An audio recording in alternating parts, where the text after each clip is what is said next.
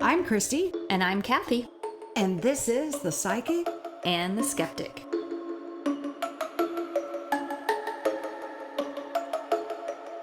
Welcome back to The Psychic and the Skeptic. And on this episode, we're opening up our cryptid files to talk about the Slenderman. We've actually had a request for this one, so we're going to dedicate this episode to Allie. And of course, we have to say, Hi, Jill. Oh, yeah. We can't forget our good friend Jill. She's always so faithful about listening to our episodes and even giving us some valuable feedback. yes, which we greatly appreciate. So Yes, thank we you, do. Jill. She's a good friend of ours, as well as an investigator on our sister paranormal team, API, Afterlife Paranormal. Today's cryptid case details not only a very interesting legend, but a spooky one too. Now, we've mentioned in the past that with every legend, there's some sort of grain of truth as to how that legend actually got started. And sometimes stories aren't born, they're uncovered. So, like something already waiting just beneath perception till someone gives it a name. Or until someone creates something compelling enough that others start filling in the blanks. So we'll be discussing Slenderman, but not just as an internet myth, but as something that might be waiting to be uncovered. This official story says that Slender Man began in 2009, but there's also another version, one that circulates in darker corners of folklore communities. It begins with a concept known as the Watcher in the Woods. I think there's a movie made of that, isn't there? The Watcher in the Woods? Or there's a book. it I don't know. sounds familiar. Yeah, it sounds very familiar. But this is known as a presence, tall, silent, faceless, and not because it lacks identity, but because it actually reflects none.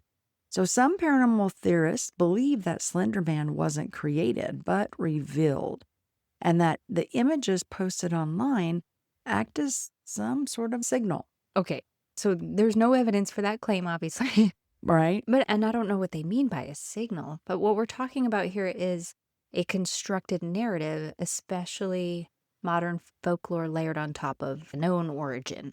True. As we mentioned before, this folklore does come from other forms, like that grain of truth, and around something people feel before they can even explain.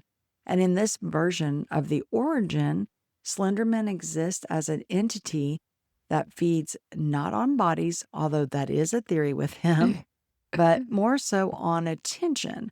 The more he's observed, the more defined he becomes, the more feared, and the closer he gets. So it's kind of like our minds are creating him. In a sense, yeah. But the difference in the story of the Slenderman is that it doesn't begin in ancient folklore, like all the other legends we've brought to you. It begins on the internet in a place designed for creativity, humor, expression, and eerie experimentation, to say the least. Mm. So the modern myth came about in June of 2009. A user named Eric Knudsen, who was known as Victor Surge online, was participating in a Photoshop contest on a forum called Something Awful. The challenge was simple: take an ordinary photograph and make it unsettling. So Knudsen submitted 2 black and white images of children playing, and in the background of each image stood a tall, unnaturally thin figure. It had no features, was dressed in a black suit, and had elongated limbs that seemed off. It was just super long and kind of stretched out. So along these images, he added cryptic captions implying disappearances, fear, the presence of something watching. And this figure was the Slenderman. What made this different from a typical horror character was that it wasn't just the design, it was the presentation. So how he introduced it. And you can look at the photos, and I'll post these online, and yeah, definitely weird. But he wrote as if this was a real thing, a real phenomenon. There wasn't really any clear boundary between fiction and documentation, so he wrote it like it was nonfiction. So the ambiguity of it all started this whole phenomenon. And it just grew a bit. Right. Mm-hmm. He planted the seed and he let it grow from there. So the story he shared to go along with this image started in 1986. So he picked a year and he claimed the photo was recovered from the Sterling City Library. And he alleged that 14 children had vanished on the day the photo was taken.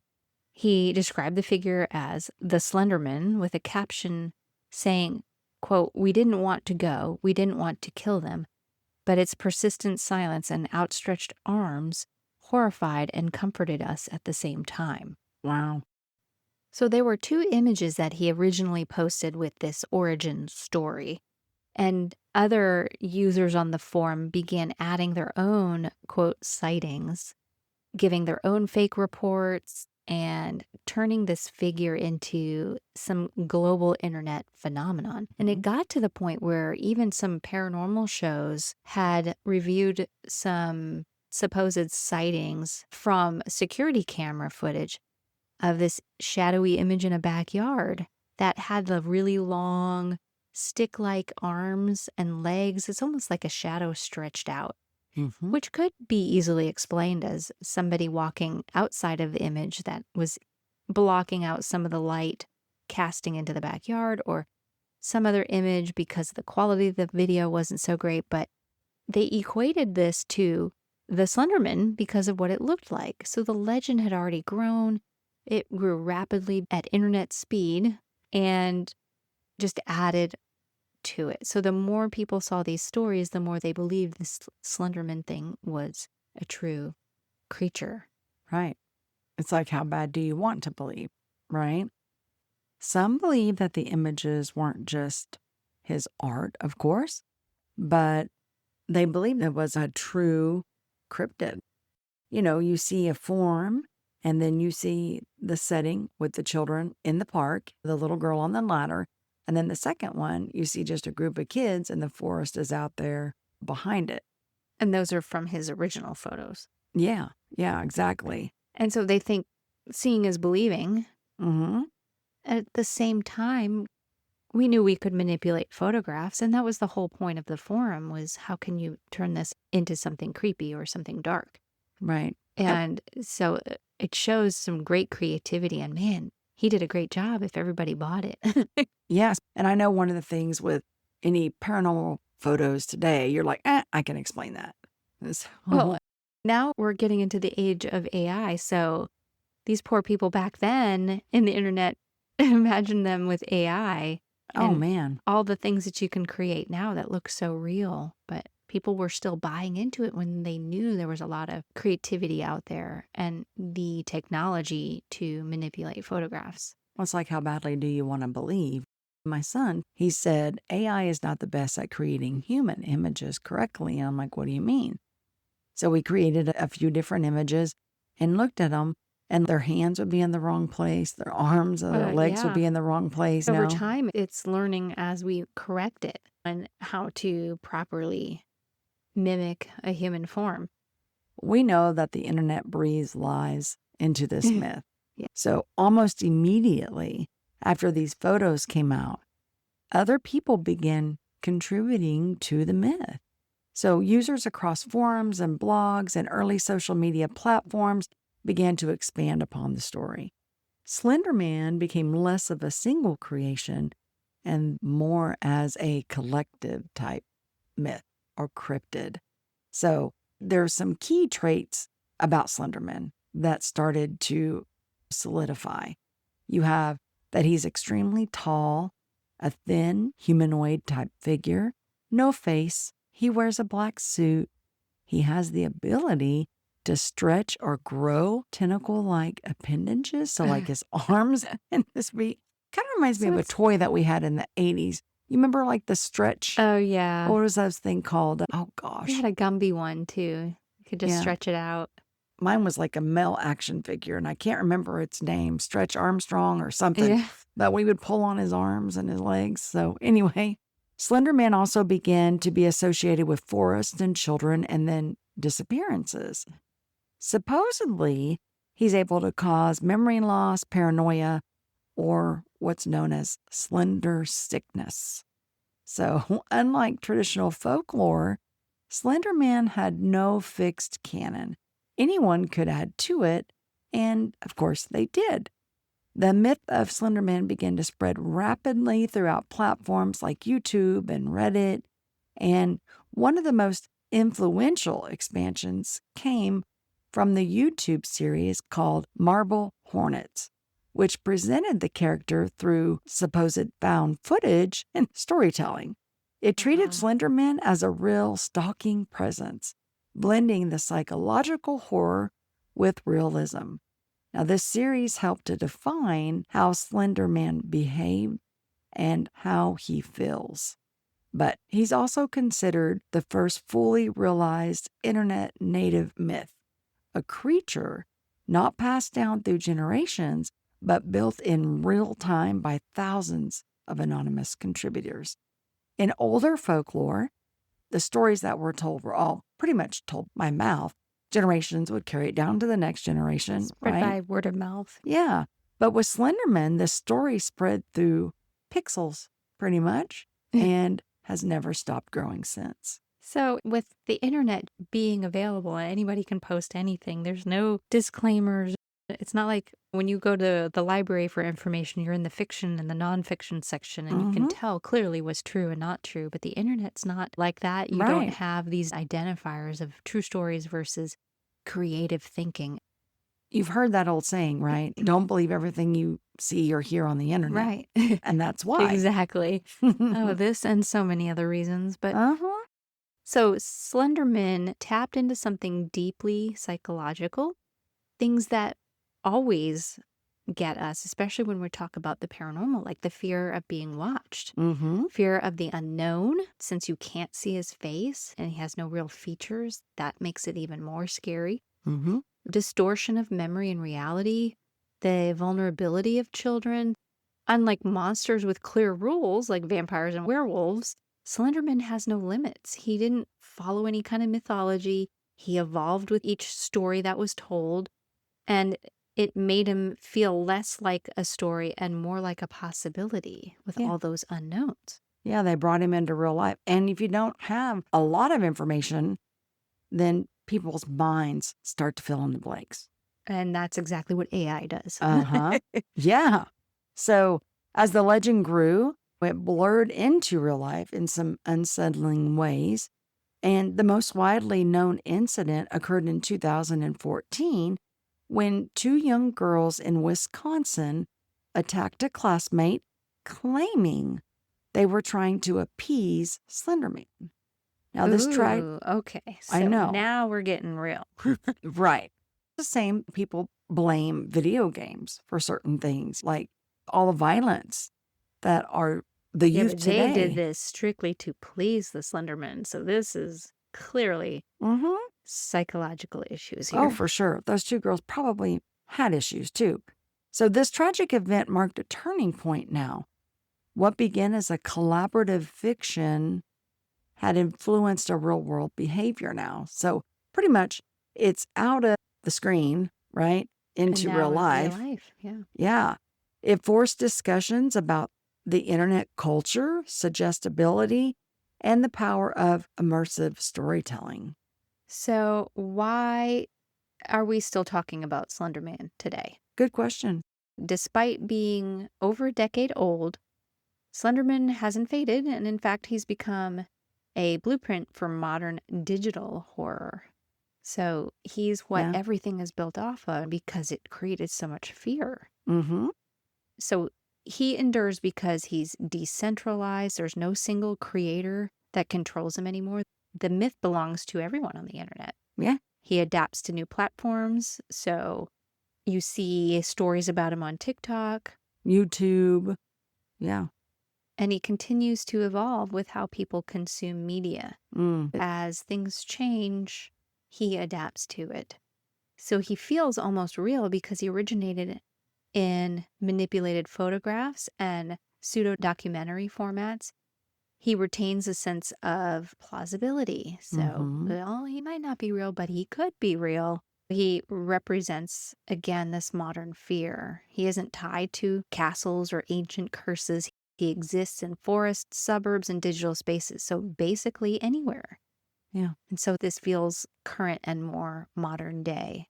Let's go ahead and talk about some real life cases of supposedly where people saw the Slender Man. And I'm sorry, I'm with you on the skeptical side on this. Well, now that we Because- have the information on the origin, you can clearly see how this spread like wildfire. Oh, for sure. Believe it or not, Kathy, there are some people who say that they have seen Slender Man. Can you believe that?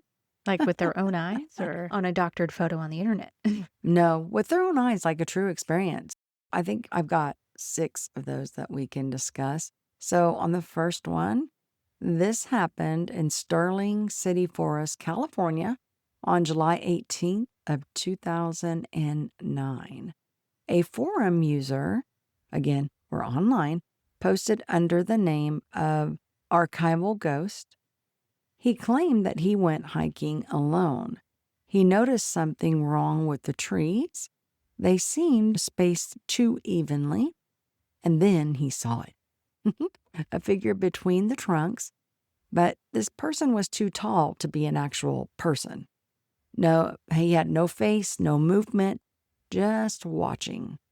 And so he raised his camera, and later when he went to go look at the image, it didn't show anything unusual. Just a But- bunch of trees. Right. But he wrote one final line before deleting his account, and he said, "It was closer when I lowered the camera." Whatever that's supposed to mean, but okay.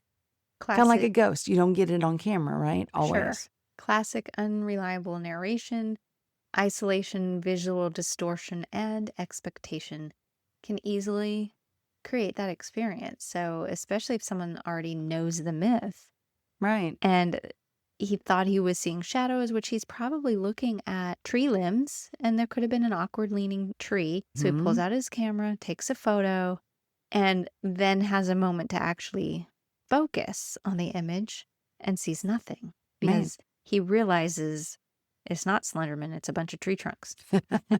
Or at least you would hope he would realize that. Right. But maybe he something else was didn't. going on in the moment, like the He was visual on drugs? distortion and feelings of isolation and out there. A little spooky ooky, that too, maybe a little bit. So Right. it just stuck with him long enough to post about it. Yeah. I don't think he truly realized it wasn't Slender Man because Yeah. he got on there and he posted And we about it. say he or him, and we're not 100% sure their gender. But That's true. That's true. Yeah. So Okay. this person. This person, this individual. Okay, encounter 2. This is in Birmingham, England on March 3rd, 2010. A college student reported power outages in her flat. Each time the lights flickered, she saw a silhouette in the hallway. The silhouette was tall, it was very still, and she began sleeping with the lights on. Now, one night, her phone recorded a 12-second video, unintentionally, of course, and it showed her standing in the hallway facing something not visible in the frame. Her head tilted upwards as if looking at something much taller than her, but she had no memory of recording it. Yeah, I feel like there's something missing in this story. Yeah. Sanity? Did she accidentally bump her phone and hit the record button? I have no idea. It doesn't Or something in say. her sleep, but then, yeah, if she She's and what's sleepwalking, in her maybe? history? Yeah, exactly. That's what I was getting at. Yeah. Has she ever sleptwalked before? Combine that with some hallucination, something like that could explain it. The brain can create convincing scenarios when you're transitioning between sleep and wakefulness. So Oh, you're yeah. in that lucid dream state, which, spoiler alert, that's an episode coming up soon. We are Lucid going to dreaming. talk about lucid dreaming, right? We have another episode out on dreams already. Spirit visitations. Right. And astral projection is in the under the dream realm. But yeah, maybe she was experiencing something like that. Maybe. All right, you ready for number 3? Yep. This took place in Black Forest, Germany, September the 14th of 2011. You have 2 hikers who were feeling watched for hours there in the woods. And remember, Slender Man is supposed to Yeah. haunt the forest, so Well, to yeah. speak. long, skinny limbs, very much like tree limbs. Right. But they said there was no sounds, no animals, just silence. Now, they described seeing a figure in the distance, always particularly obscured by the trees. So when they tried to approach it, they became very disoriented and their GPS suddenly failed. Later, they found themselves miles off the trail, and neither could explain how they got there. Now, what in the world? How do Oh, they? Okay, first of all, the no sounds, no animals, just silence. That is something that gets everybody because if there's a predator in the area, if you're out in the woods and birds and small animals are all of a sudden quiet, it's usually Yeah, because there's a predator present. yeah, they don't want to get their butt eaten. And we naturally, even if we're urban creatures, we're not used to that. And so we have that sense, that gut instinct that kicks in when it gets quiet. It's not what you're used to hearing because your mind and your ears have gotten used to listening to all the birds. So when Yeah. they go silent, you naturally have a sense that something is wrong. Yeah, it's a different environment. Right. So their awareness, their fight or flight was activated. Perhaps it got a little scary, or their adrenaline was pumping because of a little bit of fear. And now they're starting to experience some disorientation as a result. Plus, they're in the dense forest. I doubt their GPS failed. I wonder if they just didn't believe it. Maybe. It was probably giving them an accurate reading, But they said they were Right. miles off trail. because from where they thought they were, but the GPS was probably telling them the correct place. They probably wandered and didn't realize they got far off track. So the stress and the fear, and then the brain starts to misinterpret shadows and depth. And plus, this is the Black Forest, so there's lots of legend from there. Oh, yeah. I think that there's probably something to the stories they may have already heard about being in the Black Forest, historically, or even paranormal stories, perhaps. I'm sure there's got to be a lot for Oh, that I'm area. It's a sure. very vast forest in Germany. I wonder how they determined whether it was Slender Man versus something else that's already Right. I reported mean, in it the could have Black just been what Forest. was currently on their mind. Maybe they read something recently and, oh, this must be the Slenderman. Or watched a movie or a video Yeah. or something. Yeah. Yeah. Okay. Our next story will expand on what we mentioned earlier and how this legend turned into reality when it came to what happened on May 31st, 2014 in Waukesha, Wisconsin. So this is the case where two girls that were 12 years old, Morgan Geyser and Anissa Vaya, and when they had lured their friend Peyton Leutner into a wooded area of David's Park in Waukesha. This is where they attempted to murder her and sacrifice her to please Slenderman. So they had stabbed this friend, some friend they are, right? They had stabbed her 19 times and left her with 2 wounds to major organs, one very narrowly missing a major artery and another one going through her diaphragm. They cut into her liver and her stomach. Despite these injuries, she did, like we said, she managed to survive and crawl to safety and was found by a passing cyclist who called 911. Both girls were tried as an adult in 2017. The defense argued that they were suffering from severe mental illness. I agree. You think? And both were found not guilty by reason of insanity. So Anissa Vire was sentenced to 25 years in a secure psychiatric facility and released in 2021 to live with her father. Morgan Geyser was sentenced to 40 years in a mental health institution and released in 2025 to a group home with supervision until 2058. But in November 2025, she attempted to escape but was arrested in Illinois and returned to custody. So I'm assuming she's back in that group home. Can you imagine though being 12 years old and growing up pretty much in prison, psychiatric prison at that, But at a mental ward? I don't know what kind of rehabilitation she requires, but she's going to need some time to heal whatever's going on in her mind. Oh, yeah. And you can't tell me that those 2 girls are not traumatized themselves. Just the images of that day and what they All 3 of did. them, yeah. And the Yeah. girl who's living with these injuries, likely, we don't know. This information that we have doesn't mention how her recovery is, but just the influence that the internet has on people. And it created a big debate on the internet and major panic, moral panic over the influence of the internet folklore. Oh, I can And imagine. it fueled public debate. These are clearly people who already had some mental illness that were then influenced by what they saw on the internet. So it doesn't necessarily mean that somebody's going to turn into a murderer, an attempted murderer, just on one image of something creepy from the internet. Right. It's a recipe for disaster when you already have people struggling with mental illness. Oh, for sure. And not everybody with a mental illness is going to go out trying to stab somebody. This is an extreme case of mental illness and not something to be taken as generalizing all with mental illness as being capable of such horrible things. Right. Especially to appease Slenderman. Yeah. They Somebody clearly that's did not not even have real. the right mind to understand reality versus a fabrication from the internet. Right. I think out of all these encounters so far, that one was the most shocking. Right. Okay. Encounter number 5. This was in the Ouachita National Forest in Arkansas. We've got the Ouachita Mountains that's here in Oklahoma too, down in the southeastern part of the state. But this occurred in October 22nd, 2016. A hunter reported seeing a man standing far beyond normal visibility. Said he was too tall and too thin to be like a normal human, and the hunter aimed his rifle but then hesitated. He said that the figure didn't move, so I guess he held his gun up as a threat. This figure didn't move at all. He said it just somehow felt closer to him. I don't know, was he looking through the scope of his gun? Well, do trees move when you point a gun at it? Right.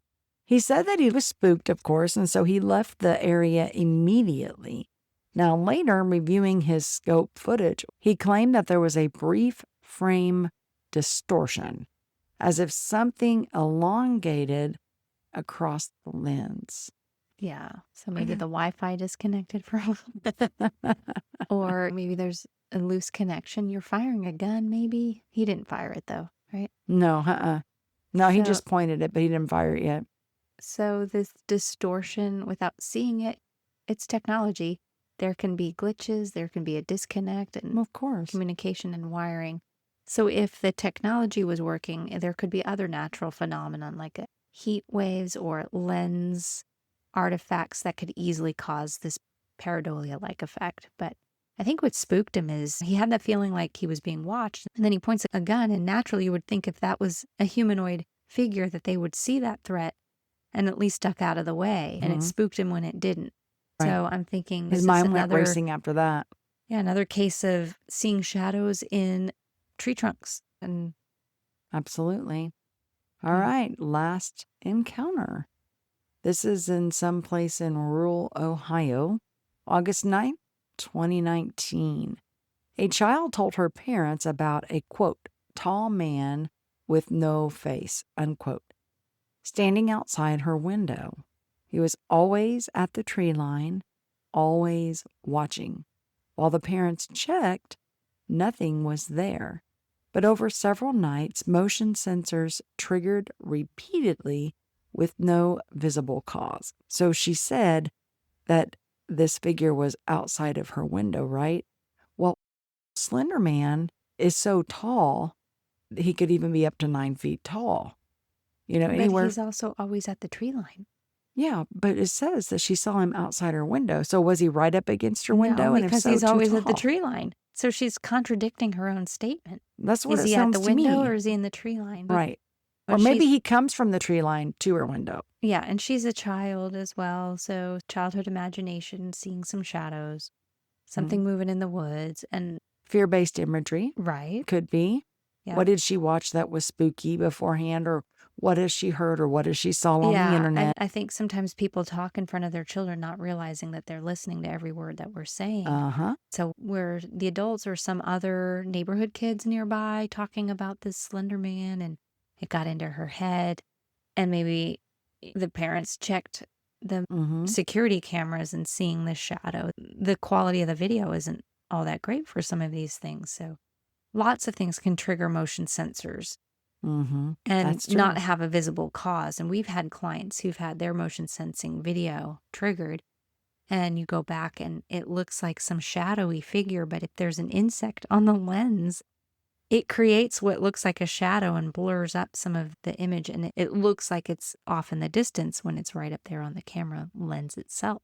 Right. Now, I know we've had some of our motion sensing equipment go off. None of it was related to camera, and I think we never did find an explanation. Motion sensors that are wired with video cameras that turn on when they sense motion and start recording. It's just like the lights. So you're not capturing the context of the situation. What happened that triggered it to turn on that's not there anymore? Was it a bug that got too close and a big enough bug to set off the motion sensors, and now you don't see anything on the camera? And you've got these stories in the back of your brain. And I think process of elimination and natural human logic wants to just consider this paranormal. But it's not. And the example that you're talking about, like we have the Ring camera, but the sun coming up can trigger it. Yeah. Some things are more sensitive. It goes off. Yes, it's crazy. But all of Slender Man, it's just been fear-based, coming from the legend, and people get this in their mind, and they just, like you said, it's more of a psychological thing, and it's that primal fear.